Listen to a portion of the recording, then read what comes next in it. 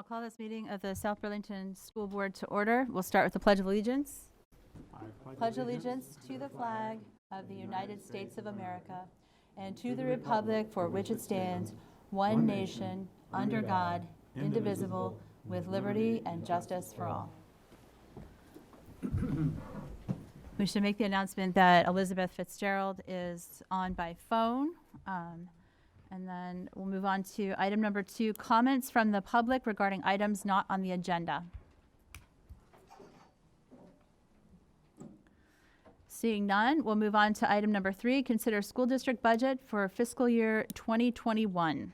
This is warned for action, but we may or may not get to action by the end of the evening. We have another special meeting warned for Monday, the 16th of March, and that is sort of the deadline for taking action, so this can be warned appropriately for the ballot. So, good evening, board. Again, I think that there's probably some questions around, there's a sense of urgency. So we have to have within a 30-day period. That puts you to April 2nd from our last vote. We have to take off 15 days in order to get a warning out, which brings you to the 18th, which means you have to have the warning adopted really on the 17th or before, so you can get it out and get it to the town clerk. So that's why we've had both this meeting Monday, and we've also warned another meeting for or Wednesday today, and then Monday the 16th. So again, a lot of you are getting this. This got to you kind of late Friday with some reductions suggested by the administration. We haven't had a chance to talk about it. I expect that you'll have some questions for me and Amity this evening.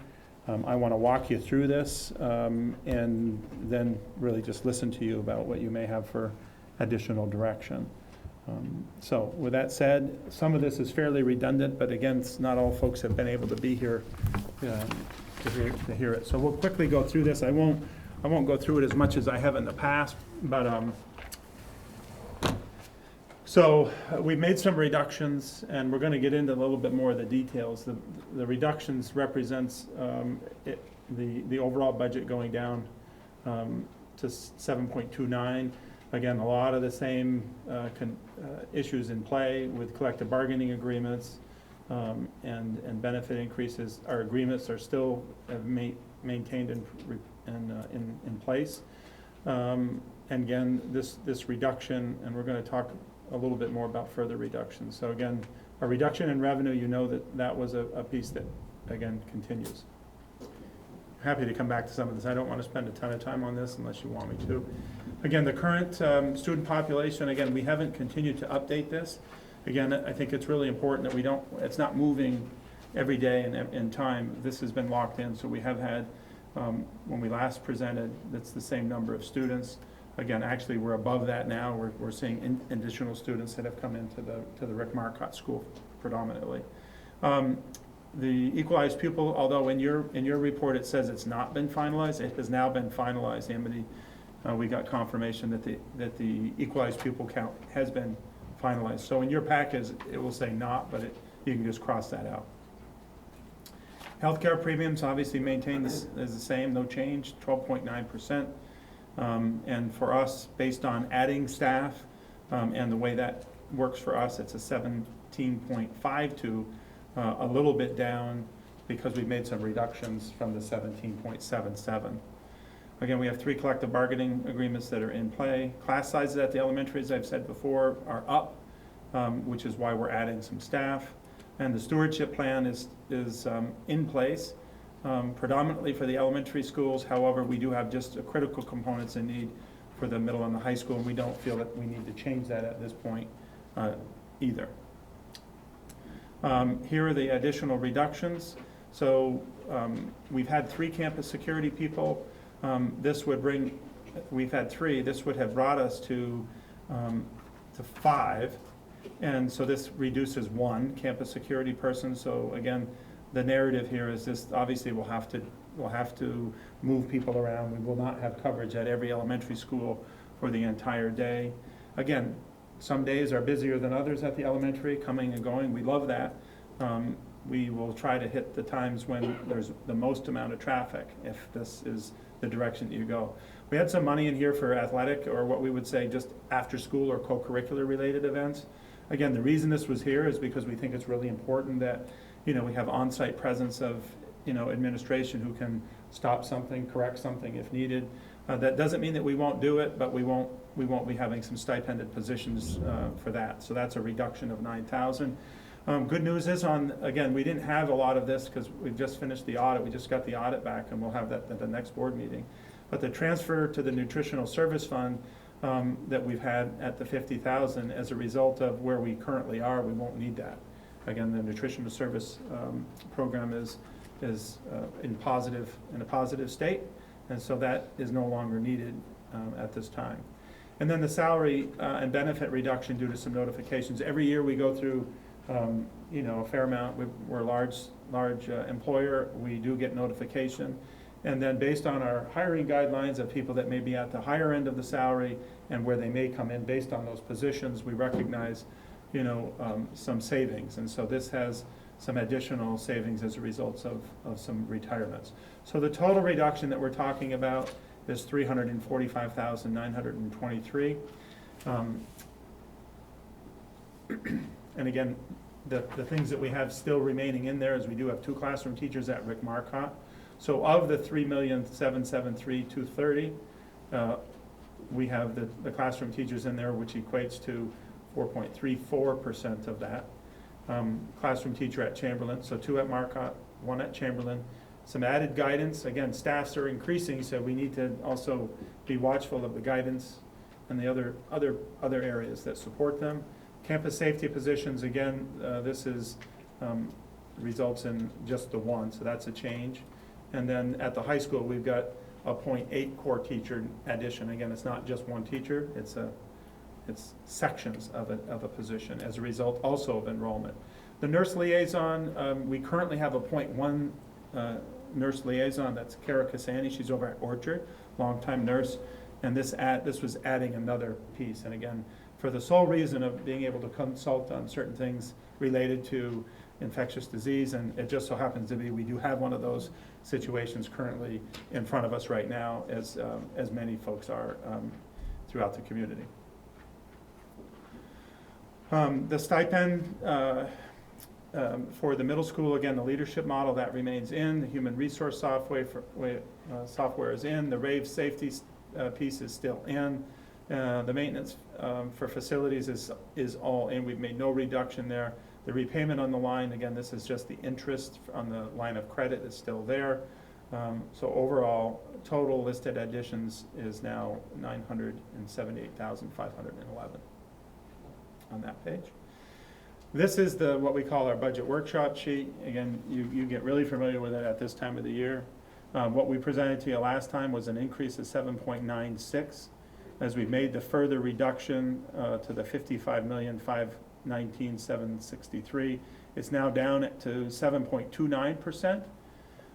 The other component, this net spending per equalized pupil, obviously changes. That's actually what gets printed in the ballot. Uniformly across the state of Vermont, that would go down to 8.75. Our tax rate, 10.37. Again, the property yields, we don't exactly know what will happen there, as I've said. That's, again, a little bit volatile. That will be determined at the end of the legislative session. CLA is to what we know, is locked up, and you heard earlier, the equalized pupil is locked up as well. So then you have implications on the change on $100,000 of assessed value would be $166. On the assessed value of a condo, $231 would be $385, and on the average home, $336,559. I want to just be really clear. The reason we've kept these figures constant, we've kept the $100,000, the average condo, and the average home, and definitely the city's reporting that higher now. But we think it's really important so people can look back, until it more drastically changes. We think it's important where people can look back to the previous year and look at change over time versus changing those numbers all around. We're probably due to change those, next year. But again, I just wanted to point that out. So some important budget changes from the March 2nd budget vote that went down. So the total expenditures are down, again, that's the number that we said, it's 0.67%. The tax rate's decreased by 0.85. The annual tax increase on the condo, again, the 235, you can see it a little clearer here, $385. The annual tax increase on the average home, which is valued at $336,110, would be $559. And again, the equalized pupil is now locked. This is, again, the sheet that, you know, gives you the summary of what we have going on both revenues and then our expenditures. Again, you can see kind of by line where things are, from salary and wages, health insurance, equipment, et cetera, what we have going on the overall, on all of those lines to the 7.29. I'm happy to come back, you know, to when you need to. This is a pie chart that we've used. Again, salary and benefits make up, you know, obviously the largest chunk of what we do. We've got benefits in here in the red. We've got services, supplies and materials, equipment, and debt service. Same visual component, what makes up the tax rate.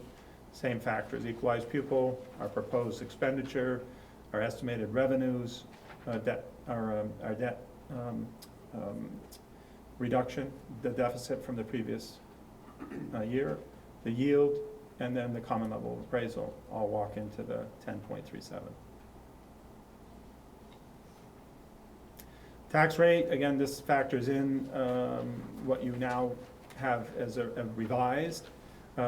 So here you have spending, here you have tax rate. Again, you can kind of see the ups and downs and those factors. So 5-year average on the tax rate would be $1.88, 1.88%, not $1.88, $1.88%, and 2.37 on the 10-year average. Obviously, you can see on the spending as well, 397 on the 5-year and 2.84 on those. And again, I do want to point out that in some years where we've had down, we've had you know, where spending is down, you can have changes in the tax implications based on the factors in play. A lot of this is redundant to you. Again, this same sheet we've done, you take the expenditures minus your revenue, it gives you your ed spending. So that minus that gives you ed spending divided by your equalized pupils, gives you your ed spending per equalized pupil. And then your property yield, which is then divided by the equalized tax rate, and then divided further by the common level appraisal, brings you to the homestead tax rate. Again, you know, redundant from what you've had before, not significant change. Looks at total enrollment and looks at the number of FTEs, and obviously this is just showing that there's, you know, a difference between those. So our vote date, as I said, is April 2nd. That's It's actually Thursday, not Tuesday. Nope. I think. Right? Yeah, I think you're right. I think that's right. It's Thursday. Wow, thank It's you a for Thursday. correcting me. Yep. So Thursday, April 2nd is the date. So April 2nd minus 30 gets you to where we were, and then the 15 days is why we are moving fairly quickly. I think some people are like, wow, you seem to be moving fast. So again, we're happy. I have some other things here if you're wanting to go there. I don't know what the board's thinking at the present time. Maybe we can go back to the budget workshop sheet, Amity, and just field questions from the board on this. Again, predominantly, I'm needing some direction from the board on where you want to go. I did warn it for action, thinking that it would probably be premature, but I didn't want to walk into something and not have the opportunity for you to take action if need be.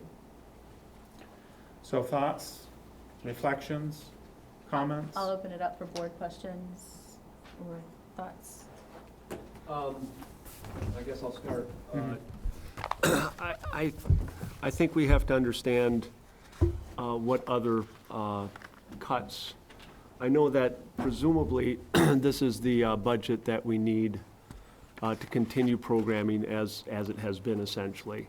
Correct. But I feel it's fairly critical that we need to pass this budget this next time. And the reason that I say that is that if we don't pass this budget, we're going to have to operate as if we are with the same amount of money that we have this year. In other words, $3.7 million less. And you can correct me if I'm wrong about that, but that's what we're allowed to continue with without a budget, which would mean that we would have to be riffing, because of our obligations to let employees know, riffing essentially dozens of teachers at the beginning of April, presumably, if we even get agreement from the association that we can wait, because I know it's mid-March. But the point is that I just don't think, I think there's a high risk that this budget would not pass if we're still over a 10% increase, and a 7.5 or almost 8%, I should say, increase in expenditures. So actually, no, I'm sorry, 7.29%. I really need to see what it would mean to get to a lower figure than that, certainly under 10%. Okay, so again, I want to listen, and then Yeah. I'm happy to offer up some further suggestions. You know, we, again, I want to just emphasize administratively, you know, from our response time, we've worked hard at it, and we've kind of done some different iterations. But I want to be clear about one thing. You're right, so by contract, we have several contracts.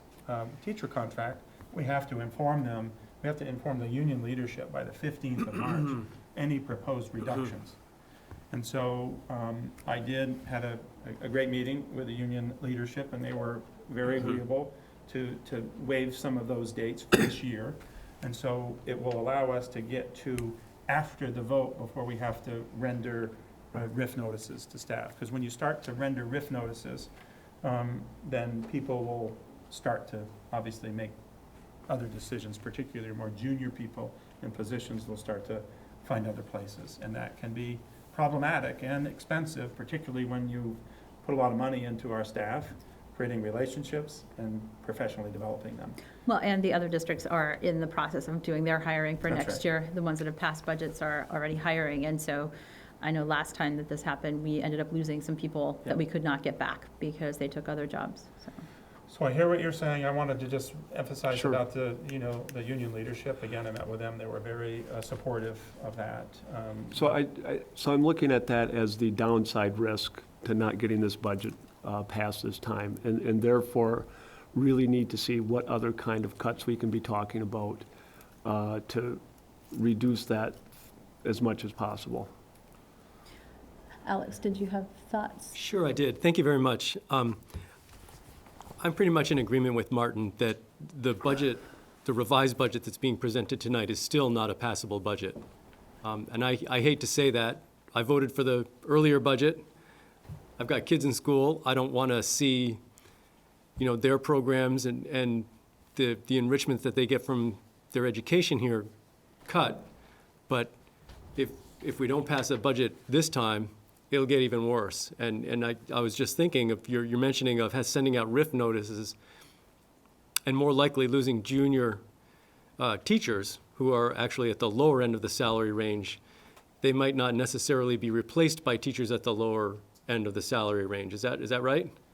Well, it depends on what happens. I mean, Yeah. and I want to be clear, there's no RIF notices currently Right. that would be going out now. Right, but if If we we, don't pass a budget, then we're going to need to make a decision around where are we going to go next. And I don't have a lot of lead time, so you generally have to RIF more people, right? A lot of people to ensure that you can get almost down to where you are level fund. Now, obviously, anyone who has to go back to the previous year level fund with no increase obviously has major reductions, right? yeah, that would be horrible. Significantly this year because of healthcare Right. Yeah. going up significantly, so. And the CLA, right? Yeah. CLA is 4 percentage points. Home values selling above is going to equate to, you got to make up that difference too. Yeah, so I want to keep going on with that. If it comes to the point where, let's suppose we have to have 3 budget votes to get a pass, so after the second budget vote gets voted down, then we have to send out the RIF notices. And that's where we run the risk of losing the more junior teachers. And we don't know for sure whether or not they'll be replaced by junior teachers. They might be replaced by more senior teachers. So we're exposing the district to even more financial liability by having to send out the RIF notices because we didn't get a budget the second time. So I think it's a new reason that, through my thinking, that we really, really have to get a passable budget right this time. Going through 3 iterations is, it's bad for the district.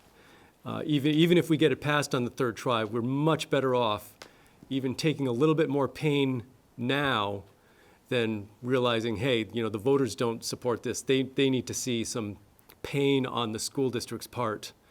And that's, I'm afraid that we need to be a little more cautious with that. And I know this, it hurts to do this since, as a parent, I'm pro-education, I'm a union member, I'm pro-union, but, we have to make cuts. We cannot keep on going the way we are. And, I'm glad you proposed some cuts, but, when senior teachers retire, that's pretty much part of the game. Senior teachers are retiring every year, and it's good financially, but it happens often, and it's not really a cut. I want to be clear about this budget. I mean, this budget, although is sizable on the increase on the tax rate, it did not have a lot of, really significant adds, right? They're not adds to programming. They Yeah, were as I a know. result of increasing enrollment, which is an anomaly in most any other community. You do have the staff that you need to support them. So there's three staff members added into this budget that is, again, an anomaly to other communities. Anomaly to other communities is a common level of appraisal that's dropped, Yep. That's equating to 4%. And obviously, we have some other factors with healthcare, which we can say is in our control, but not really. It's Not really. not in our direct No. control. Anyway, those are the factors. I just want to be careful to make you, help you be reminded that there's not a significant, now again, Oh, we yeah. run a very important program, and I'm going to say, the opportunities that we provide our students is good. And I think it's critically important, There's reasons why our students have been successful. Probably a lot of the reasons are not totally understood by all, but Yeah. our kids are doing well. We can always do better. We have a lot of the right mix, and some of those mixes are the math leagues, these other things outside of academic, the math leagues, the debate teams, the speech, the Scholars Bowl, the Frisbee, those types of Absolutely. things are important to achieving our attributes. My worry, of course, in any current state in Vermont is where we start to make big reductions, then we start to lose those opportunities for kids to be successful. So again, I know I've talked about this to you before, but again, this budget doesn't represent a lot of really, really significant new programming adds in here. Yeah. It's responding to enrollment and some of the current realities in the community. Yeah, I do want to respond a little bit. I agree that, these programs are essential. I did do some thinking about the municipal budget, which did pass, and I remember Tom Hubbard mentioning some of the reductions that they had made. And I believe that the city, for benefit or not, is in a little bit better position to make reductions that we are not able to do. One in particular was they changed their pension program. We have our teachers are under a statewide pension. That's out of our control, so we're unable to cut the pension in any way. They also talked about, or Tom also talked about changing the health insurance that's offered to municipal employees as well, and that's something that the school district can't do, and even more so now that it's done statewide. So our hands are tied there, and we're taking a hit because of that. It's not because we aren't watching the bottom line as closely as we can. Unfortunately, that's out of our control. And I also thought more abstractly about what happens when the population of South Burlington increases. Does the municipality have to have a certain ratio of, firefighters, police officers, et cetera, per person? I don't know if there's any policy like that, but I would imagine they would start doing triage on things like that. But at the school district, we're in a different position because we have to have a certain number of teachers per kid, especially so in the elementary school. I suppose there's more ability to absorb that. The funding stream for Yeah. the city is, again, I don't want to claim all of, their funding streams, but obviously they've got things that come in that pay for water and sewer, right? They Yeah. have things, they have impact fees that Yeah. help defer those costs, right? We used to have impact fees, but at a time when we were not seeing enrollment increases, we stopped that. Again, we're in discussion, Elizabeth and I were with city and the rest of the board, we will, I think, continue that, talking about impact fees, which help offset the needs of the school district. And Yeah. so we don't have that, we currently don't have any other funding mechanism. Obviously, we get federal and state grants, and we've got, obviously, we're highly driven by it, by the property tax. Yeah. Yeah, Yeah, so so it yeah, wants- we are more property tax dependent, and I feel like we're in a more difficult position than than the city government is. And it's unfortunate, and I hope people will understand. And that, I guess that's my point, is that we're in a Yeah. tough bind here. Thank you. Yeah, Go so ahead. we bring it back a little bit to our budget. Elizabeth, did you have any comments? Being on the phone, I want to make sure that we're letting you have a say. Yeah, can you hear me okay? Yep, we can hear you just fine. Okay, great. Yeah, I have a couple of comments to make, and I'll just say them all at once, and maybe David or somebody can address them after the fact. But I may have a slightly different view than my colleagues, because I understand, Martin and Alex, what you're suggesting, but I don't think there's anything about a double-digit budget increase at 10% that, you know, would make it any more or less able to pass. I think that seems very arbitrary to me. I think none of us were thrilled about presenting a double-digit increase to the community in the first place, but I think we did, challenge administration and went back and forth a couple times, and we believed that that was a well-founded budget at the time. So a lot of my concern is really around a couple of areas. One is, are the recommendations that administration is making now at this point for reduction, are any of those going to turn into deferred expenses that we ultimately have to roll forward at some point? That's one question. The second area is, I think we had a significant portion of folks that voted in absentia or absentee ballot this particular election. And I had asked a question earlier today and did not get a response yet about what's the mechanism to allow voters to participate in a budget revote in an absentee situation, and is the process, even if it's dictated by state statute, adequate to allow that feedback? And then really lastly, we also have gotten a significant amount of feedback about potentially making sure that we are at least slowly addressing some kind of capital stabilization. And I almost wonder, would it be better to present a budget to the public that looked at reallocating some of those expenses that administration has identified that are not strictly deferring expenses we'd have to present in the future, and redeploying those to some level of capital stabilization, such that we're at least, potentially making a dent in some future spending that may be required that could be offset. So I know that's a lot of commentary. I do have some specific questions on the budget once we get into a little bit of detail, but those are the more high-level ones that I just wanted to throw out to the rest of my colleagues for maybe some discussion.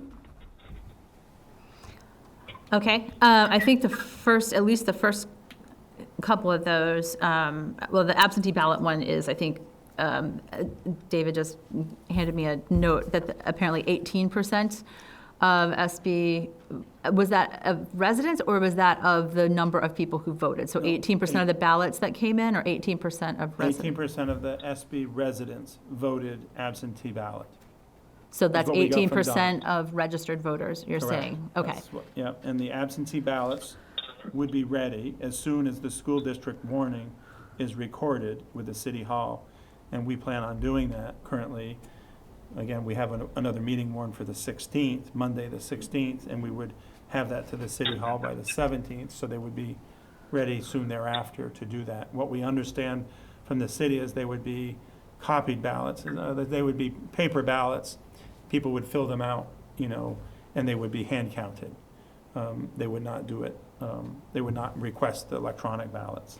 One question I have for Donna, and I don't know if you have the answer to this question. I know when we've been through this before, what I recall, and I may be recalling incorrectly, is that people who requested absentee ballots for the previous election, so the town meeting day, automatically would get absentee ballots as well. Is that true or not true? I think that's correct. The same list would continue to trigger. Yeah. So essentially what would happen is if we approved a budget to go on the ballot, so if we approved the ballot, then within a couple of days, literally they're photocopied and they're sent out as absentee ballots very soon thereafter. Yeah. Okay. Have the envelopes all ready to go already. The envelopes are already ready. Okay. Okay. Okay, so that one I think was a little easier to answer than, that first question is a good one about, are any of the recommendations going to turn into deferred expenses that we're going to have to catch up later? Well, we did our due diligence when we, Gary and the facility folks, when we put this budget together. And so, we think we're in good shape. I do want to say that as we continue down this path, we don't have the $300,000 in the capital reserve fund anymore. So we are running closer, in a more liable way. That said, we think we've identified, most of the things that are of concern.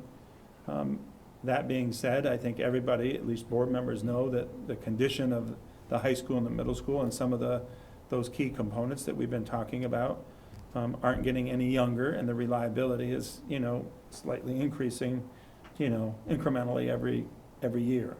But I guess that was my question about the high school and middle school, was whether there anything, knowing that we now don't have a bond passed, whether there is anything that needs to move up on that list, or whether that is something that could be addressed next year.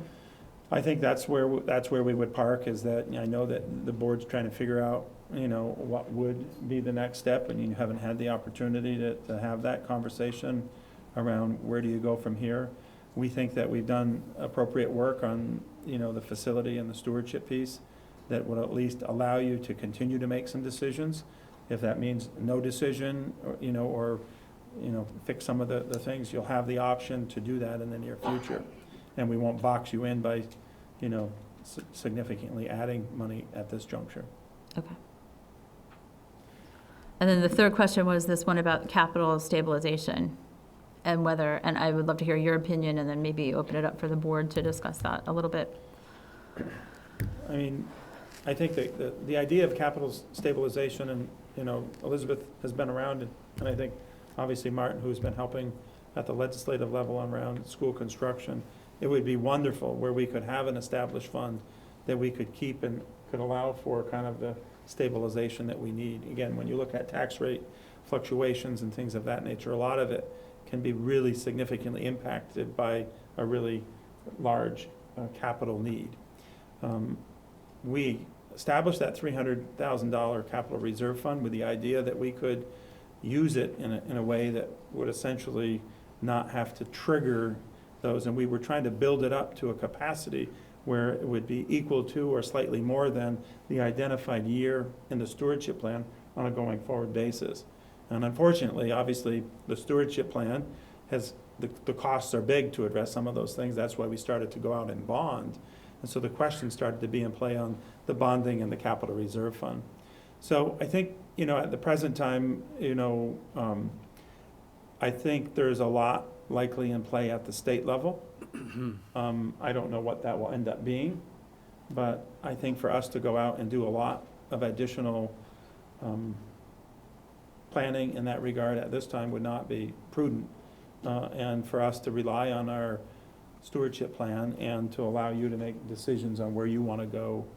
I just want to be clear, short-term, by long-term. capital stabilization, Elizabeth, you meant this discussion not necessarily just around stewardship, but in terms of, we had talked about this at some earlier board meeting about trying to plan in essentially a fund balance Yeah. to make sure that if there was some blip in operating expenses or, something, essentially a contingency, if something didn't happen. So I guess my question is, what are some things that you can point to in terms of contingencies that have been built into the budget, knowing that we don't really have a fund balance to start with, and we don't have that capital stabilization in there.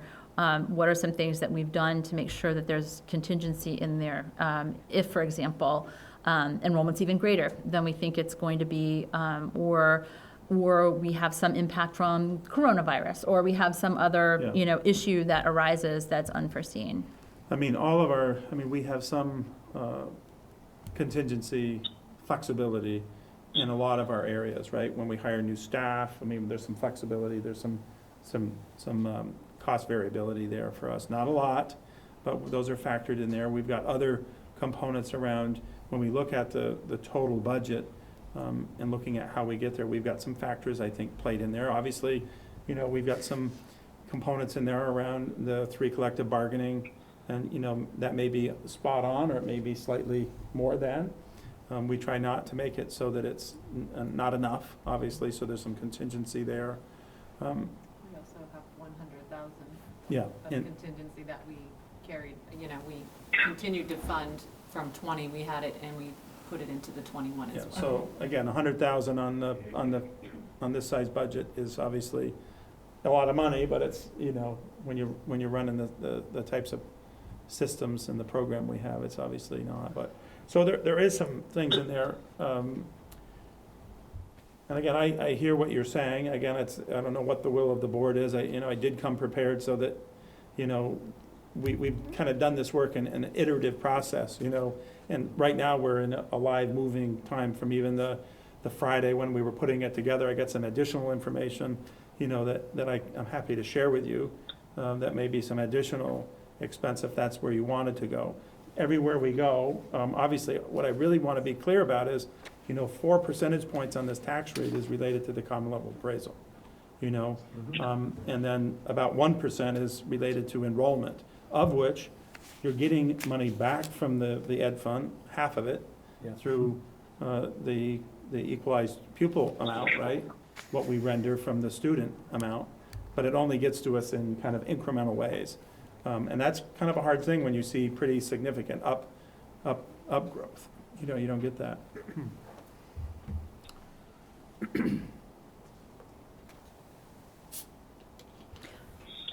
Elizabeth, did you have your questions answered? Yes. I guess, one of the observations I'd make is I appreciate the reminder that the absentee ballots would automatically go out. But just to frame a reference, and I guess my real concern is we present a budget that allows us to, move our program forward in a way that delivers the education expected in South Burlington. But if you look at the budget defeat on town meeting day, it was really about a 5% point spread. Is that correct? Yeah, I don't know the exact percent. I can cite the number here in a second. Yeah, I mean, that's my recollection you're is right. sort of about 52-47 approximately.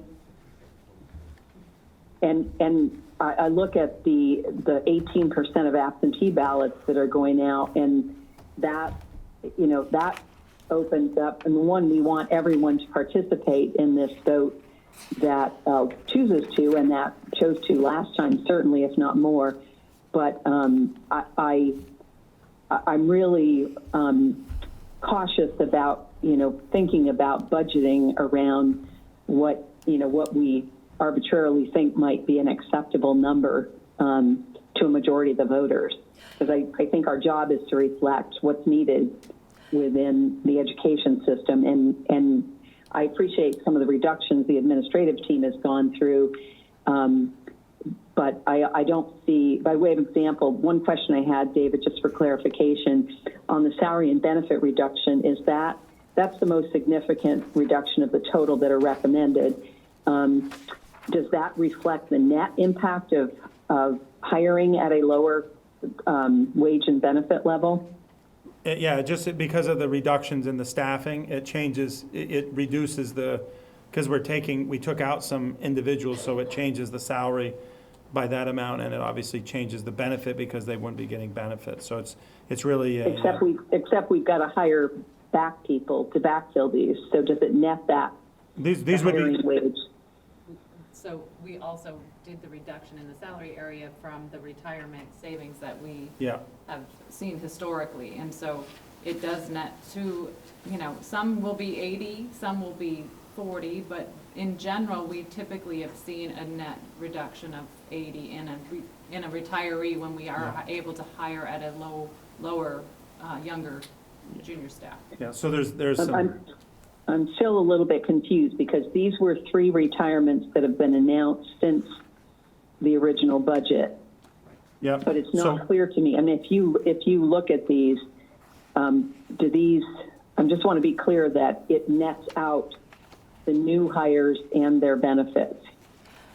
That's the intent. We don't know who the new hires will be, but the intent is, historically, it's been about an $80,000 difference when someone retires and we hire a brand-new teacher or a fairly, lower on the salary scale teacher. The net impact Yeah. has been roughly $80,000. Yeah, and And again, that's inclusive of benefits. Yes. that's correct. Correct. Yeah, I mean, obviously, Correct. the biggest area of savings for us around when we deploy our hiring guidelines is that we're bringing in, particularly at the elementary level, we're bringing in younger teachers.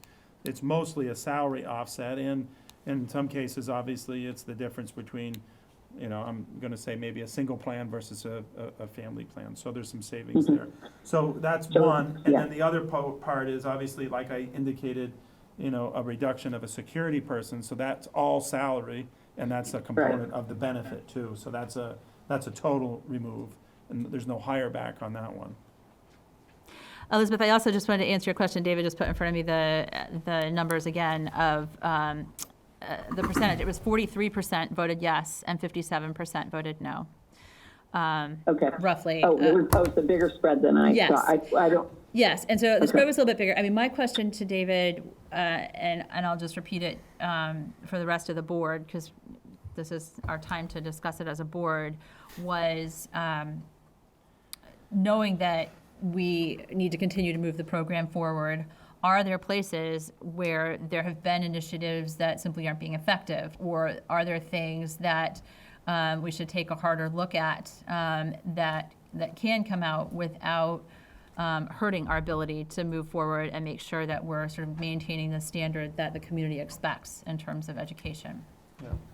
So again, I think that, there's some likely gaps between communications from me to you around things that we've put in past years, and I'm gonna just say, some trauma-informed practices, I'll just pick on that one.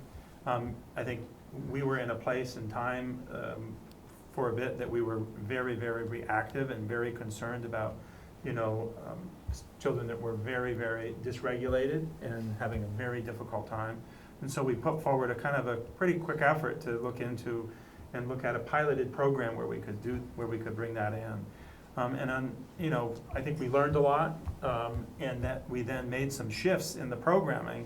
And I think you were privy to the change from a predominantly much higher support system to a more direct special ed hired system. And so we made those changes. So to your point, would have been good for me to give you more reflective information on this in a more timely manner. But we have moved away from kind of some of that as we've learned, and we've put in the program like what I've just described is what we have in. So I don't have, of any pilot I have in, it's not a pilot anymore. It's morphed and changed into support students in the most appropriate way.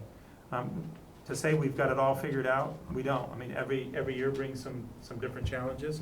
I think we're making progress, but every year brings on some different things and challenges for us. Right now, I feel like as far as programmatically, our ability to deliver our curriculum and to ensure that we've got behaviors going in the right way, I feel like we're in a pretty good place.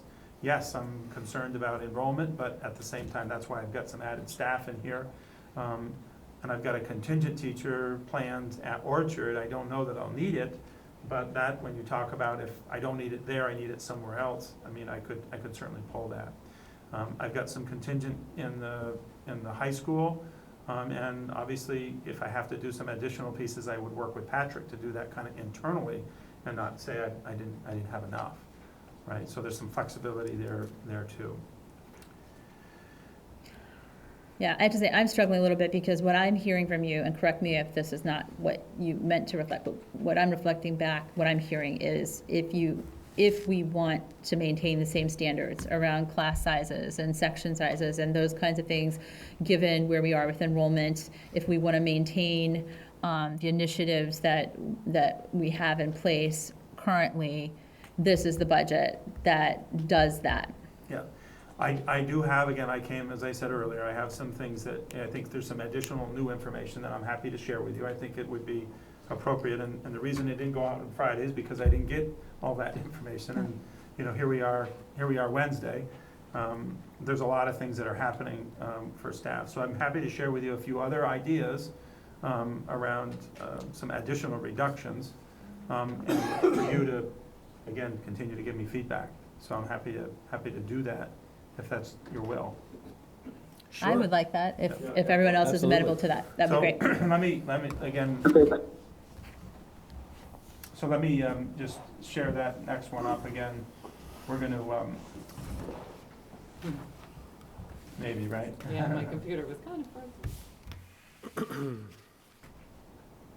So one of them is right out of the top. So again, we're a big program. We're highly driven by teachers, and so notifications do come into us, and we've had some additional staff retirement information. Again, we typically plan and budget, I don't know, 4 or 5.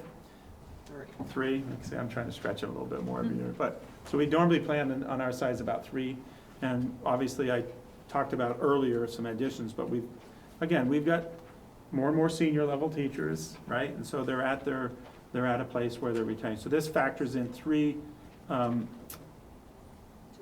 additional teachers that have provided us with notification on retirement. The second, so that's $160,000 based on what we previously shared. The Rave mobile software is again, there's some descriptors under here, but it's a rapid response kind of naming system, right? It allows you to get out information real quickly. We do have under our current Power School Messenger, which is what I'm currently using for notifications. I did send out the coronavirus on one. I sent out school cancellations on those. There's the opportunity to do emergent ones. Pretty easy, pretty quick clicking, you can do that. Not quite as fast, obviously, as doing it this way where you have it. It hits all the phones that are in the system. It hits it and notifies. We, again, felt that was a good thing, but we can certainly do without that. And the campus safety, again, I already made one reduction because we were trying to get up to a total of 6.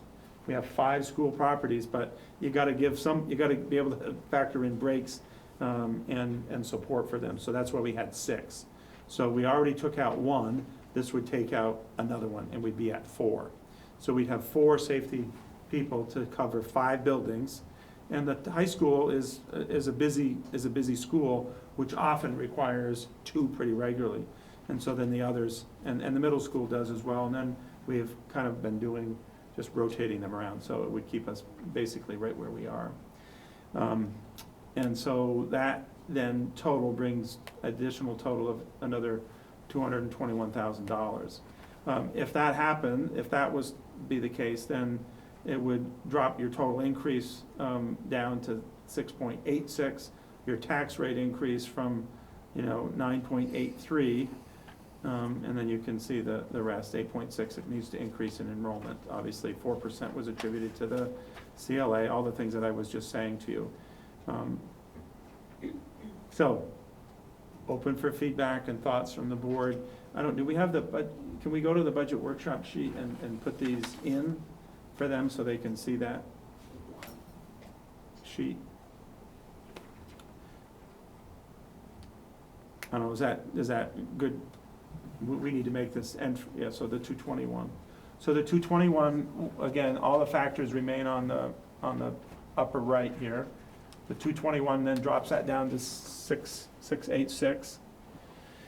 It drops the net spending 8.21. which is what shows up on the ballot. The tax rate increase is 983. Again, I want to just keep telling you that 4% of that's CLA. And then it drops 100,000, the assessed value to 158. Average condo, 364. Average home, 529.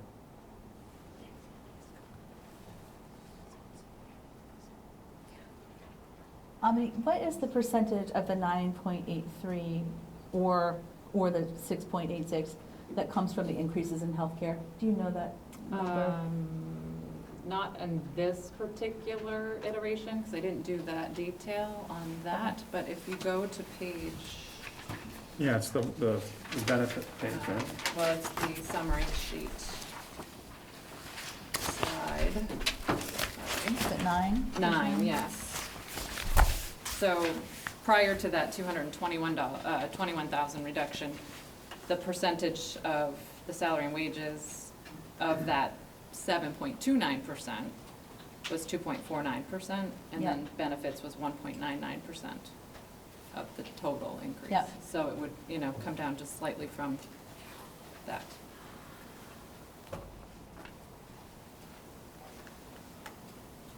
The salaries and wages would probably show the biggest reduction with these changes just proposed, because the biggest is in the net savings of the salaries and benefits for the retirees, as well as the reduction of that one position. Yeah.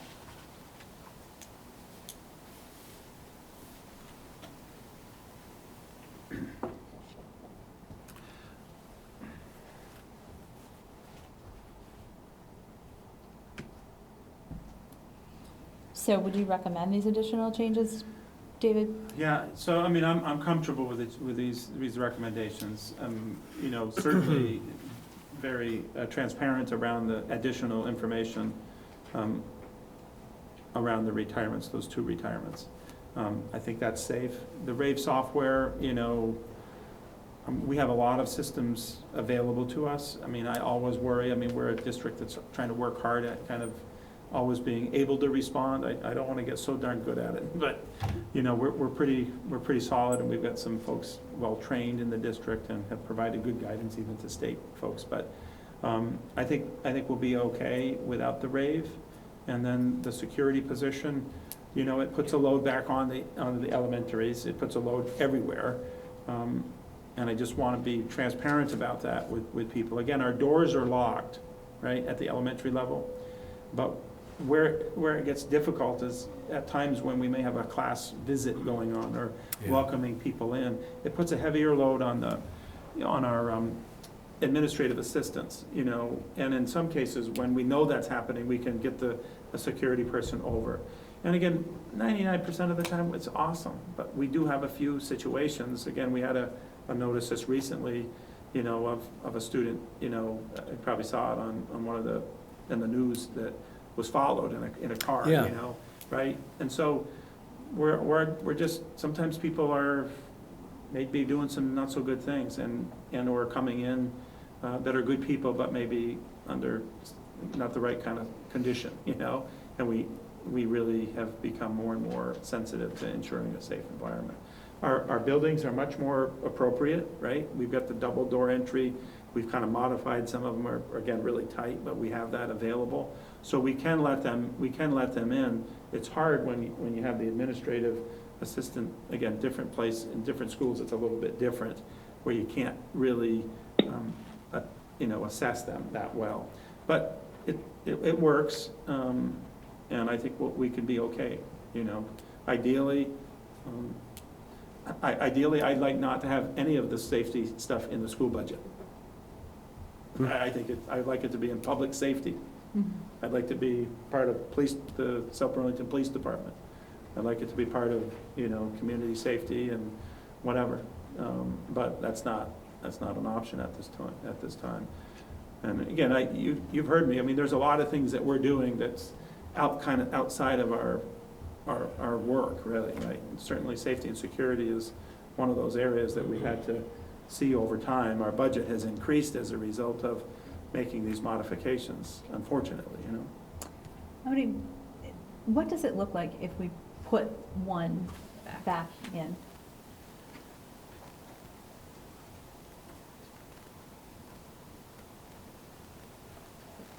The tax rate would be increased 9.94% and the budget increase of 6.95%.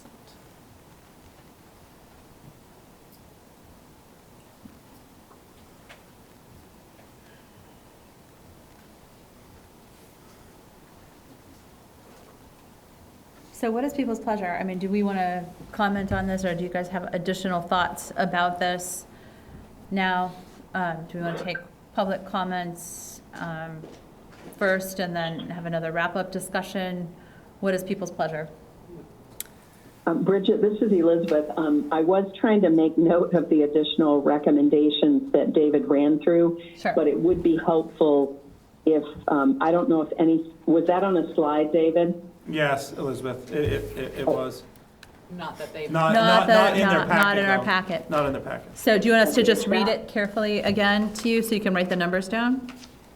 Or if it could be emailed or even screenshot or something. But if I can do it. Here, I can whatever text the it. most convenient thing is. I can text it to you if Amity goes back to it on the, On the slideshow. Technology at its best.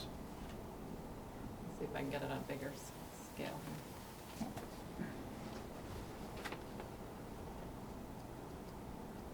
okay, and then do you want to go back to the budget worksheet? And I will see, that one's going to be harder for Elizabeth to read that. I'll put that other. Okay, put the security back out, basically. Okay.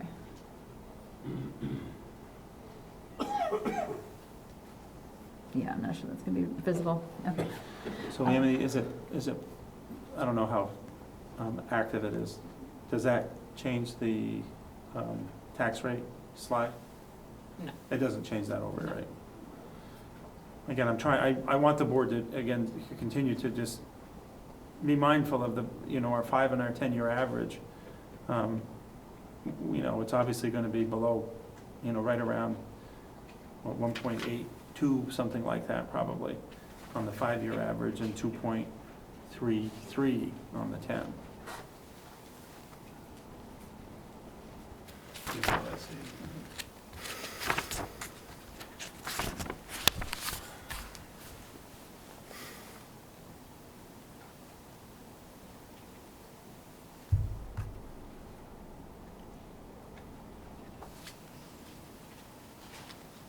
Those come through, Elizabeth? She's muting and unmuting. I Yes. think. Sorry, are you texting or emailing? I texted them to you. Okay, I don't have it yet.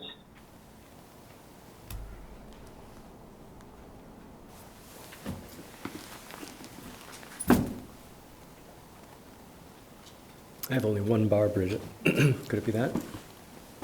Yeah, it looks like it's being slow. I'll try emailing as well. Okay.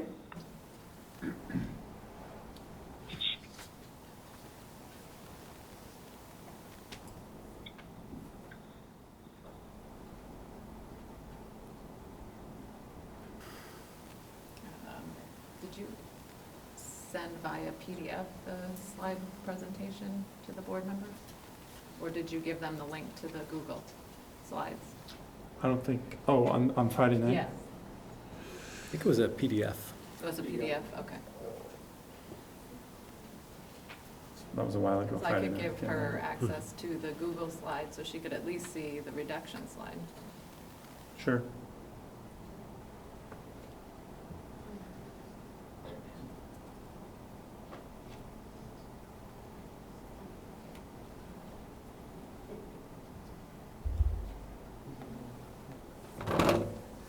I don't have either yet, just to keep you updated. Okay. Oh, I've got it. Hold on.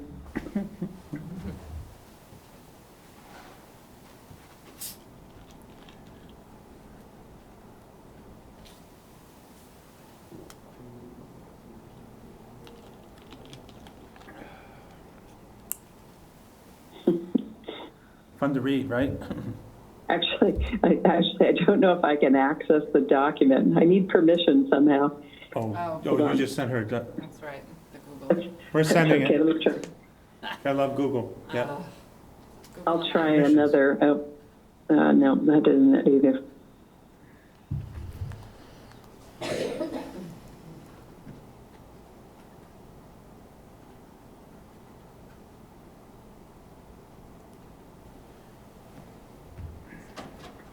sorry, I can't access the document. She's gonna send you so you will.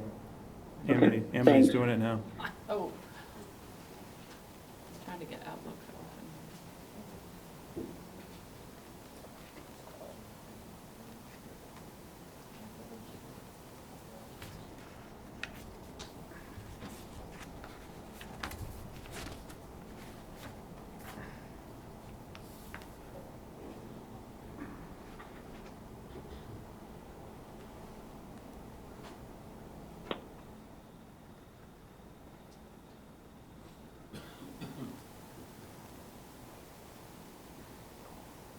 All right, I'm just downloading them. Thank you. That will not be the budget workshop, though. Unfortunately. I can email her that separately.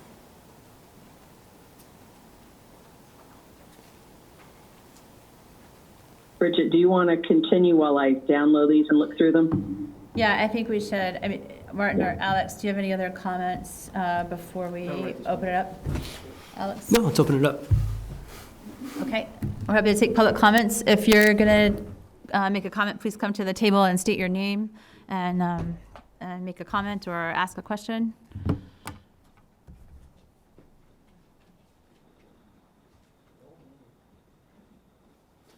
Good morning, good evening. Yes. My name's Annie Loop.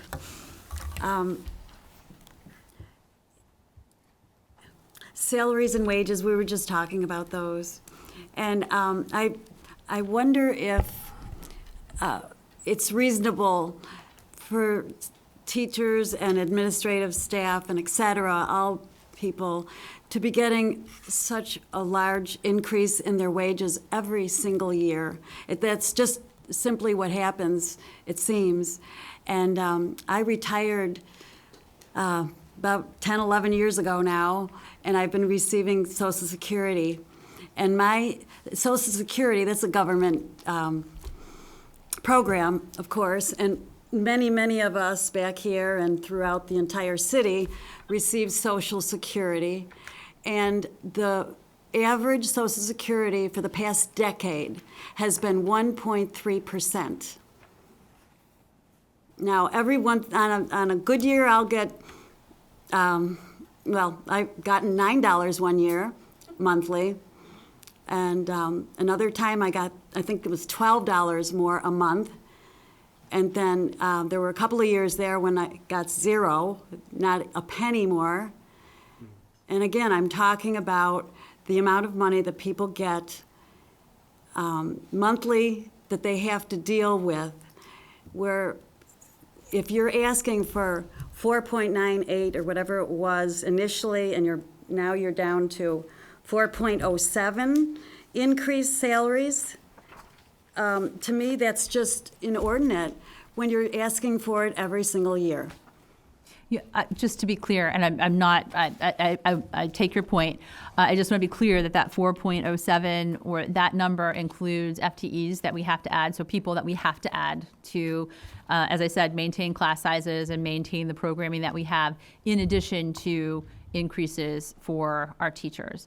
And so I just want to be clear that that's not just everybody getting a 4% increase in their wages year after year after year. That includes our entire salary budget and all of that going up. So I just want to be clear about that. Well, what do you think, say a teacher making $60,000 to $90,000 a year, that's probably pretty average. What do you think that would be in their pockets extra for a year? Again, a lot of times mine is zero.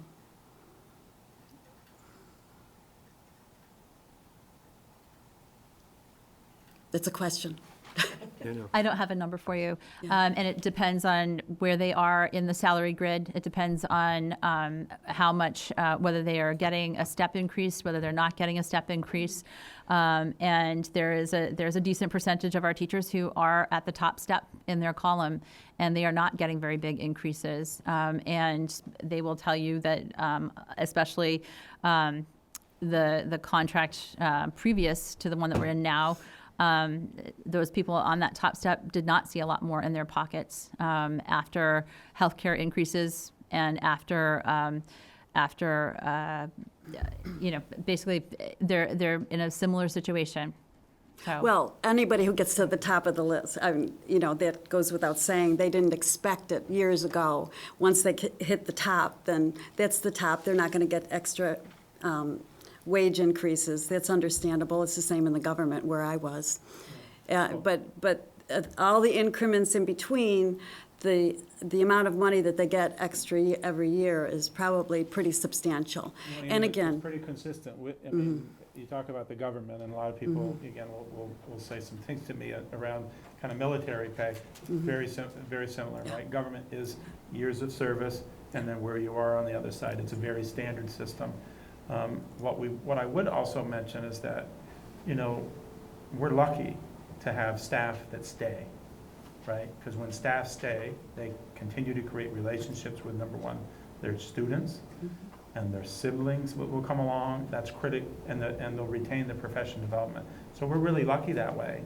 Yes, as they progress, they're going to increase in what we pay them, but it's a big investment for us, and we're happy to be able to do that. You get into certain areas, and it's every year turnover, and in some cases unable to fill positions. And the salaries can be decent, but it's not easy for some of those communities to hang on to that.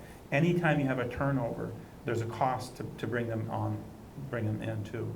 We do a lot of work to onboard our staff. We have to provide them with a fair amount of training that's an expectation around bloodborne pathogens to safety-related matters. There's a pretty significant uptick that takes a lot of time and resources to do that. So again, bottom line is we're pretty lucky to be able to have staff. And you're right, when they get to 18 years, then those increments are different, and they don't get as much, but boy, they do stay.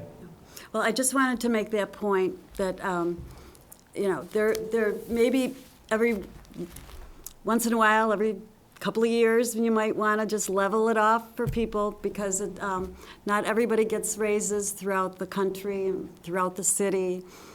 Or when you're on a fixed income, it seems like it's even less so. So, thank you. Thank you, Annie. Thank you.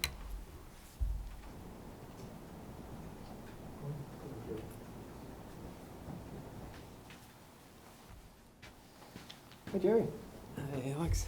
Jerry Silverstein. So, first point, David, you frequently mention the CLA and its impact would be increasing the tax rate by 4%. 4% of the 10% or 11% tax rate is the CLA. What I think everybody has to understand, and I don't think everybody does, is that my tax assessment on my bill is derived by two factors: the tax rate times the assessed value of my home. Currently, according to the state, which gets its information from real estate transactions in South Burlington, home values in South Burlington are undervalued by 10%. So when the reappraisal is done, the assessed value of my house is going up 10%. I think that's a reasonable conclusion based upon the state getting their numbers from real estate transactions here.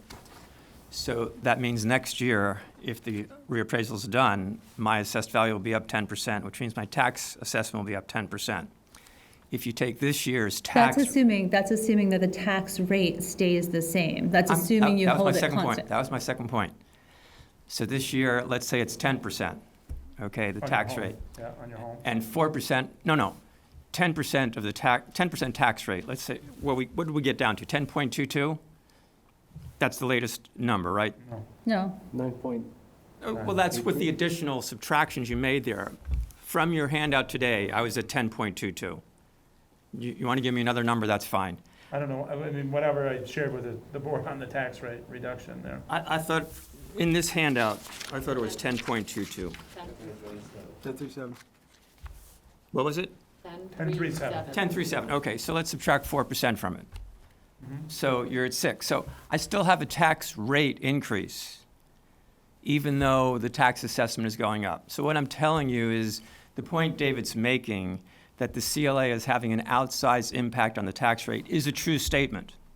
But when the reappraisal is done, the benefit of David saying a lot of this increase is due to the increase, the CLA, we're going to recapture that in the assessed value of my home when the reappraisal is done.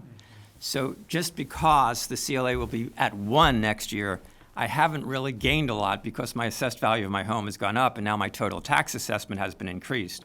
So I have a double whammy. This year, let's say the tax rate stays at 10%. Next year, the assessed value of my home in FY 2022 will have increased 10% if the reappraisal is completed. So over a 2-year period, the reality is I'm seeing a 20% increase in my tax assessment over a 2-year period. Now, does anybody not understand what I've just gone through? Because it is complicated. No, it's not that complicated. Okay. But I think one of the things, Jerry, you probably need to reflect a little bit more as and look on the history. Yes. It's not a 1 year. Agreed. So one would say that back in, when it went down in 2017, there was a benefit, right? Yep. And so again, I think it's important to the community that you're not looking at it in a 1 year. Again, I get the 1 year and 1 year hit, but over a 10-year period, Yep. what does that mean to you, Yep. right? And it might be to you, when you look at your 5-year and your 10-year average, Yep. what have you paid? Yeah, you see, it's a little bit different story. And so for me, that's an important part of the conversation around the tax rate volatility, which is exactly what, a lot of us have expressed concern about through the legislature around having a much more predictable and a tax stabilization process. Because right now it is exactly what you say, it is fairly volatile. But for us, I go back to, that 5-year and 10-year, that does tell the story for me who've, if I've lived here 10 years, that needs to be factored into that. I couldn't agree with you more, David, and I know we don't often agree, but on that one I will agree. So I took the 10-year average. I used it as 2.5% because the last January 15th packet I had it as 2.46. So I did a 2.5% 10-year average for the increase in the tax rate. And I did a serial progression just over a decade. So my tax assessment right now is $5,200, which is based upon a home value of $323,000, which is about 4% below the average single-family home in South Burlington. So I did a serial progression to see what, in a decade, my tax assessment would be. And at a 2.5% yearly tax rate increase, taking into account the reappraisal being completed, my $5,200 tax assessment in FY 2030 would be $7,269. So that's $1,670 above the cap. And if it was really bad, a 5% increase, which I don't think is going to happen, but it just shows you a worst case scenario, I'd be at $9,000 for my tax assessment. And that's for a home which is 4% less than the average single-family home in South Burlington. What I'm trying to say is long-term projections have value. We're living from year to year, but somebody's got to take a step back and say, what is the long-term outlook here? And the reason I say that, David, and this is very important, I think, the state of Vermont's budget depends upon 35% of its dollars from the federal government. It's heavily dependent upon the federal government for its budget. The federal government is now $23 trillion in debt, growing, according to the Congressional Budget Office, by $1 trillion per year. So you have everybody is depending upon the next person up the line, and the person at the top of the line is spending money at a rate which is far greater than the money coming in to that person's treasury. I think long-term projections are very important because there's a dangerous outlook ahead in terms of fiscal policy. And I would be very careful about spending in a way which does not take into account future possible negatives, which I would consider to be very real. If the federal government has to cut back, it's going to say to states like Vermont, you have to cut back. And if it says that to states like Vermont to cut back, then Vermont's going to say to communities like us, you have to do more on your own because we just don't have the money.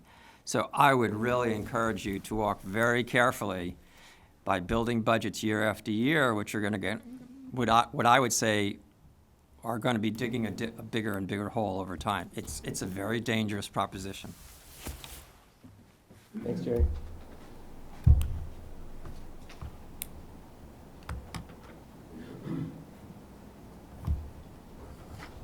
Hi, folks. Dan Albrecht, Hi, Dan. Proctor Avenue. First thing, I just have a question because I was trying to do some research on this. If I wanted to figure out which school district budget do I look at in the islands because there were like 5 different supervisory unions. So if I wanted to figure out or see a line item in their budget that says anticipated sending to South Burlington or something, where do I look? The tuition line? The tuition line? Yeah. And which district? Because there were like 4 up there. Well, Yeah. remember, students come to us from Lamont, Yeah, North Hero, Grand Isle, and South Hero, Albert. Alberg, sorry, and Georgia. right, Georgia's obviously not one of the islands, yeah. but all of those, and each one of those have a tuition line in them. I saw that, but I just So I guess I just didn't, and they don't have as many, their PowerPoints weren't as big as theirs, if I could even find a PowerPoint Yeah. on some of those. Most of the time it was just agenda and minutes, so that. I mean, they're all, every school's required to do, to submit the same. Right, but is there anything in there that just, like, because when I was asking these questions before of you guys online and elsewhere and in emails, I'm trying to like get a sense of, is there something that shows on their input line? Because this got into the question of the bond, to some extent, they're sharing some of that cost of the debt payment, so I'm trying to get a sense of Why what would tax they do rates that? are they paying versus Yeah. what tax rates are paying. That's what I'm just like, it's just hard because they're very minimalist budgets. If I want to talk to somebody in the islands to drill down to know, They do have a district office, right? They have a district office that supports, just like for us, we're a district office that supports the 5 schools. right, They have a district office that supports, Lamont, Alberg, North Hero, South Hero, Grand Isle. So there's a district office. They have a business manager similarly. right, but So- do they get a number from you guys that says, Yes. hey, we're raising our budget 11%, we're gonna need X more from the town of Well, X? Yeah. what we do is we give them a tuition amount. We give them an announced tuition. We tell them, this is our announced tuition rate, based on the budget, and we've gone through that. Okay, So we give them an announced tuition rate, which is a factor of our budget, our total budget. right, There's a mathematical equation there that Okay. we then give them. And then they, if I'm in, Lamont, okay, they know that their business people are gonna say, we've got X number of students right, times that amount, and they're gonna put that into their Okay. budget. What we then do, and we're just about to do that, we'll do that next week, actually, next week, where then we go out with an allowable tuition. Because and when we build the budget, we give them the announced. And then when things all shore up, we can go back out and reclaim if there's some differences. If right, it's within a 3% variance, we often don't. In this case, there's some additional money that we have, so Right. we'll be asking for a little bit more. That's called allowable tuition. So those are the mechanisms. And so when we have a budget that, changes, right, that announced tuition rate will Right. change. And if obviously there was, significant dollars that was going towards infrastructure, I'm gonna say, when we're going out and doing something that way, it's gonna be embedded within that tuition rate, okay. right? So that to say what that difference, you'd have to take out the infrastructure and say Sorry. what that announced tuition rate would be, and then put it back in and say what the announced, and that would be essentially what they're paying for in that. And then the proposed operating budget here for next fiscal year, are any funds included in there for any consultants at all related to public relations, further engineering work, or is that, in other words, next year's budget, not the current budget that built the package that went on the bond? Is there any money at all in the operating budget that's for publications, PR We have- firms? Yeah, so we do have some money in there to help us with, getting out information in our normal No, fashion, as we always have. For work on a new bond vote, I'll just be blunt. Right now, the only thing that we have appropriated was the line of credit that we went out for the $350,000. That was a board-approved action. That was a $350,000 line of credit. We've used none of it to date, right?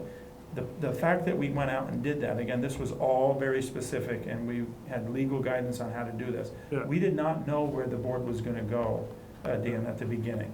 So And here's a question, so if you've used none of that 350K, Right now, because we've Right, got I know, we've you got haven't- money, you haven't used and if it. we don't need it, we won't, right? If we Right. do need it, then we've got approval But from is the there, board. is there a reason you can't give that 350,000 back? Well, that money is there, and again, we want to make sure that that money, right? We're in this year right now. We wanted to make sure that we could do it. We can't just do something without getting approval from the board to spend money for something. That's not what that I'm wasn't asking. I'm asking a simple question. If you haven't spent any of the 350,000, is there a reason you can't give it back to the bank? No, there isn't, but again, we have to wait until the end of the school year, because there may be things in our overall programming that we may need to spend those dollars on, right? When we come closer to the end of the year. And if that's true and we're gonna deficit spend, then we'll use the line of credit to reimburse the portion that went towards architect, engineering, or communications. All right? But that's not next year's budget. That's not this budget we're looking at now. That's current year. That's right. That's not the budget that we're talking about on the board. The line of credit is for right in the school year. Wasn't the we're in. line of credit mostly taken just for bond, For 19 and 20 school year. for bond purposes? Correct. For work on the Work on bond the and all the master other? planning and visioning, correct. Right. Yep. So, So we had a budget that I was. mean, this all gets back to perception, and so like when I go to town meeting and I see the, and I know you have education funding in the state is so messed up, it's not funny, but it's more about process, and that gets me to a lot of this stuff. Like here, I'm watching you text and send stuff to a member on the phone, and I'm like, mother of God, where is a webinar, or Skype, or Teams, or SharePoint? Like, come on, like, we shouldn't be doing that. Who knows if we're even violating open meetings law by texting things to members like that, and nobody sees what's being sent at the time. So then, but it's all about perception and process. So you're coming back, and it's like, okay, in a town that just votes in year after year increases in the school budget, for people to have rejected 57%, I would think that would send a message. So I see the city staff go, okay, we're trying to keep it to inflation, 3%. So, and I get it, you're trying to have a robust programming, et cetera, but at some point, it's like, it's not sustainable. And so then you start to sit there and go, well, okay, you have to start cutting out stuff that may not be 100% critical to the educational mission. And I don't know what those are, and I don't want to sit there and say, well, you should cut this staff or that, but you start to go back to the essentials. Again, needs versus wants. And so you come back, you're gonna come back here in the next week or two and say, okay, well, we trimmed it from 11 point something something to 9 point something something, and the community's just gonna go, I don't think you really heard us. And unfortunately, that's the message I'll do in the most even-handed way I can as a citizen, you know, and I get you're trying to do it, but I mean, Martin, I know the legislature's the same thing. It's just they don't get it. We're still sending tuition dollars out of state and out of country. We're still paying for people to go to private school in New England or elsewhere in the world using our tax dollars. We're getting people deliberately living in certain towns so they can send their kids to private schools using our public tax dollars. We're lucky here. We have a robust economy and lots of jobs here and people. The rest of rural Vermont, public schools are dying on the vine because the private schools are sucking every last kid and dollar they can. So take that back to the legislature. I know, Martin, I've preached this before, but It's not relevant for conversation here, but I've been sponsoring a bill to eliminate that, but I haven't been able to get traction on it. so. Thank you, Dan. Thank you, Dan. David, could you clarify, so all that $350,000 was not used to pay the architect and for the engineering review? Did I misunderstand? So when we built the 1920 school budget, when we started back in a year ago this past October, we did not factor in what we were going to need to do all of the projected work, because we didn't know what that work was going to be. There was no decision made at that point about what was going to go on with master planning and visioning.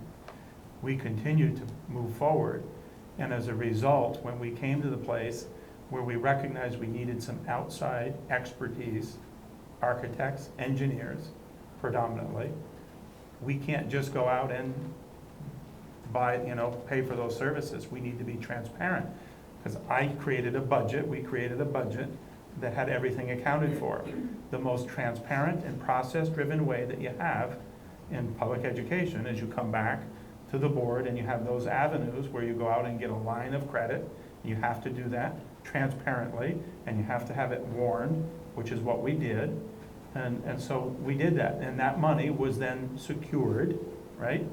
But now we're in this year, we're spending the dollars in which we have been authorized, but we're not at year end, so we haven't exhausted all those funds. There may be that we don't need to spend all of what we have. Again, we're talking about, maybe we'll come to the end of the year and we'll have $400,000 left, right? And so we won't need to use the $350,000, okay? Yes, we had to pay for it, but we would have paid out of our general expenses, right? Our general budget.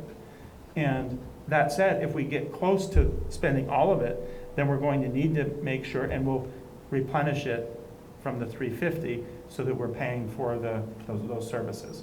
So you can't. In the FY 1920 budget, there was a line item, master planning and visioning, which had money, and from that pool, you then pay the architect? We did not have money appropriated in the 1920 budget when we built it. And therefore, when we were moving through the year, again, we built it, we took it to the taxpayers, and we got approval back in a year ago March, right? But we didn't know what the direction of the board. We didn't know what the will of the community was going to be. And we so- didn't have the phase 2 study yet. The That's phase right. 2 study So came out in as a April. result, then what are you to do? You can wait a whole another cycle and put that into your budget. Or if you're trying to do the things that you need to do as a school entity community, you go out and do exactly what we've done. And so we sought that legal advice, like, what are we to do? Should we just wait? And you'll always be in this perpetual wait. So that's what we did. And so there was no line item in there specifically to pay for the engineering. And it would have been wrong for us, right, to pay for those services had we not been transparent with the board. To So say, do we owe money to the architect? we do not, because we paid for them, right? But again, because we have money, right? But as we get to the end of the year, if we don't have enough, we're gonna take it from that line of credit because we paid, right? And if we don't need it, then we'll be able to not have to use that at all, right? May I ask a question? The fancy brochures, the advertisement, how's that accounted for? So that was part of the line of credit, the 350. So when we went out, we said, in order to have the process, to be able to collect information, to be able to tell people, because again, I think the board has heard loud and clear, like, not everybody can come to the meeting. They need information. And we worked hard at making sure we could do that. And people really felt that needed to be a really, really critical part. So yes, Is there a breakdown, like how much was spent on Yep, those? that's been provided. I don't know off the top of my head, but yes, we did pay for, they're called Juniper Communication. They're really a two-person team. They provided some assistance and some, breakdown of getting that information. It was us who had to create the data, right? It comes from us. I'm talking about the actual products, Yep. that were in the library, the Yep, signs those are all products. over town. Those are products. The that signs they all helped over us- town were that is not school district money that Yeah. went into the signs that are all over Yeah. town. Thank you. The It's the good to clarify. brochures, we had some trifolds, and we had some bigger ones. And those were, again, we're responsible for the data. They put it in and they use Yeah, their I'm not services. talking about the data, I'm just talking about the actual expense of it. Yeah. Thank you. And in the past, as you know, when we put out other things, we do a lot ourselves, and you help us, because you help pay for packets that go out. We do our own budget book, for instance, right? The budget book that you get, actually, we don't send them out, we don't give them out now. If you want one, we mail them to you, but those are all online. Those we do ourselves, in-house. And that's an expense that we absorb through making sure that information gets out. Mhm. Can I ask a question? Is that one of the expenditures in this list? Which expenditure? The $350,000 line of credit? Is that It's not. accounted for? It's not in here. It's not in this budget at all. So if you have to tap into it, where will that So it's a line, end up? yeah, so it's a line of credit. If we do need it at the end, then we'll show what happened in that $350,000 line of credit. It'll have to be depleted a little bit, right? And then the board and the community have a decision to do what do you want to do with that line of credit. We can't just arbitrarily spend it, all right? It was for the purposes of the architect, the engineers.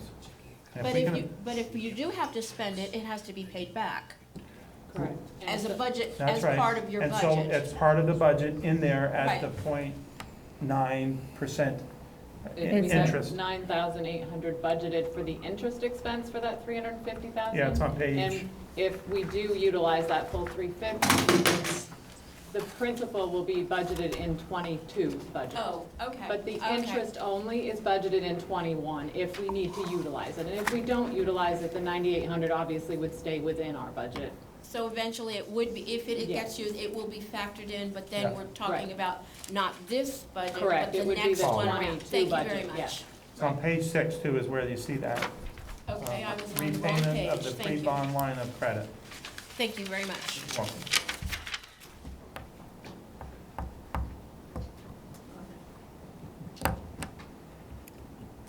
Are there any other board thoughts or comments?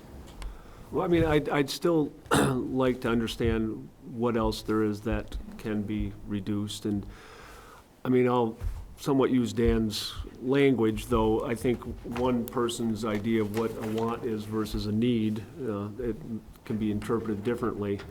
But I think we need to take a little closer look and see if there's anything else that we can eliminate.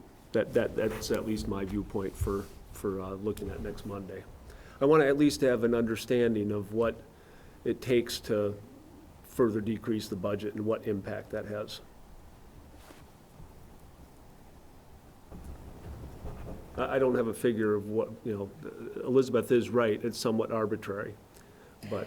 But it would be helpful, I think it would be helpful both for the board and for the community to understand what the next layer is. Because I think the budget that's in the packet that went out last week is sort of the low-hanging fruit. And then Right. the things that we talked about tonight are sort of the next layer. And then the question is, what are some examples of things of the next layer and what the impact that would be on programming? Right. Because at that point, my understanding from you is that we are talking about changes to programming and changes in the standard of education that we're providing. Right, and I mean, the idea that the programming that this community expects, well, if they expect a certain amount of programming, there's a certain cost for it.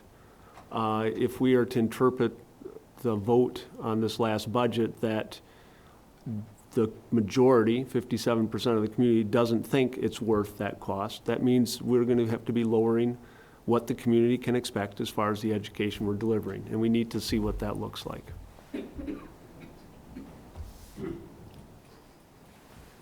My turn, or Elizabeth? Elizabeth, do you want to go next? Go ahead, Alex. Okay, thank you. I'm in agreement with Martin that I'd like to see potential more reductions.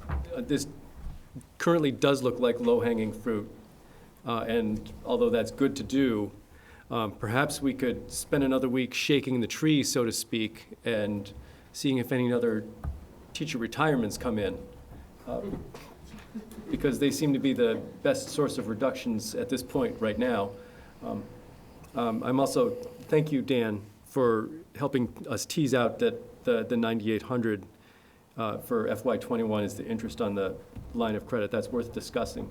I think, it's there, but I think it's going to have an outsized impact on a lot of people's decision on whether to vote for this budget, because there is a lot of anxiety about the impact of another bond coming up and whether or not it will pass. I don't know.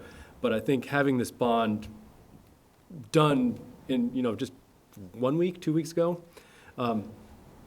created a lot of anxiety in the community, and I think a lot of people are not over that anxiety. And when someone on the board says that we're going to, reconvene the working group and decide what to do next, that does not satisfy any concerns about what we're going to do next. And I think we need to consider the possibility that a bond could not get approved unless the situation were much more dire in our physical plan. And I know that that's a much longer conversation than the month that it's going to take between the last vote and our April 2nd vote. But it's something that we've got to keep in mind, and I don't know how to juggle the two timelines. I don't think it's possible to do that, but I think there's anxiety in the community, and it's not going away in a month.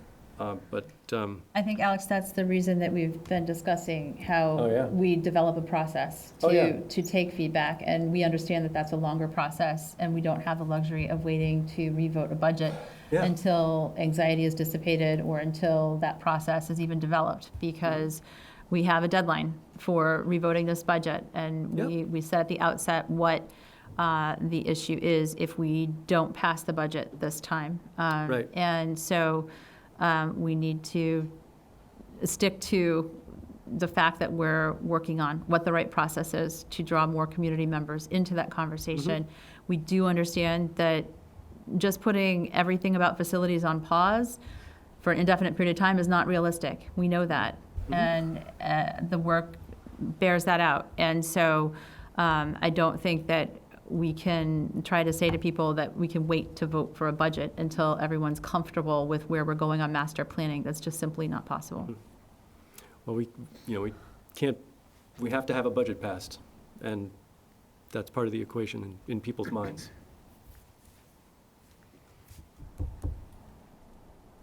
Thank you. All right, so it's pretty clear that we're not at a point to take action on the budget tonight. Elizabeth, I'm sorry, did you have another comment before we wrap up? Yeah, I mean, just briefly, I think the primary guidance I would walk away from this discussion this evening, from my perspective, would be that in terms of looking at however it's characterized, the next layer or other potential reductions, that there be an emphasis and prioritization put on not affecting those things that ultimately result in deferring a potential expense to the future. So I just think that's going to continue to create an issue when we know, as you just said, Bridget, we've got some potential issues short term that may need to be addressed, and then and also in the context of the larger master planning and visioning. So that would be just my primary observation. Agreed. Thanks for that, Elizabeth.